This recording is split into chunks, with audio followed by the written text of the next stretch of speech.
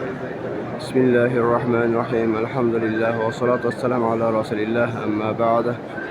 Assalomu alaykum hurmatli mo'min musulmon birodarlar. Mana bugun ulug' kun, hajjul masokin bo'lgan, duolar ijobat bo'layotgan onlarda barchalarimizni qalbimizda o'zidan so'raytirgan, so'rolmay turgan shar'iy maqsadlarimizdan ziyodasini hosil qilsin. Xonadonlarimizga, oila ishlarimizga o'zi barakatlarini yog'dirib, islomiy oilalarda qilib, go'zal hayot kechirib, istiqomat shariatda mirgo'zoronlik qilmoqligimizni nasib eylesin. İnsoniylik qilib, bilib, bilmay qilgan xato gunohlarimizni o'zi afv mag'firat aylab, solih amallarimizni ziyoda qilib, o'zini rozi bo'layotgan amallarda bardavom qilsin.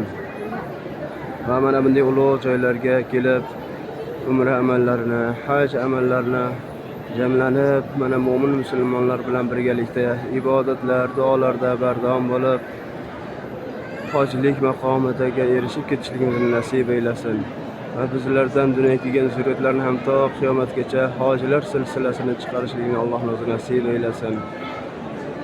Va bu yerga kelishni orzu qilgan barcha mo'min musulmonlarni orzusiga yetkazib, bu yerlarga kelib, yana qayta kelganlar, kelmaganlarni ham mana shunday joylarga kelib, yana ibodatlar, duolar qilib, Allohning oldida gunohlarni poklab, Payg'ambarimiz sollallohu alayhi vasallam marhamat qilganlardek, yangi tug'ilgan chaqaloqdek gunohlardan poklangan holatda borishlikni nasib eylesin.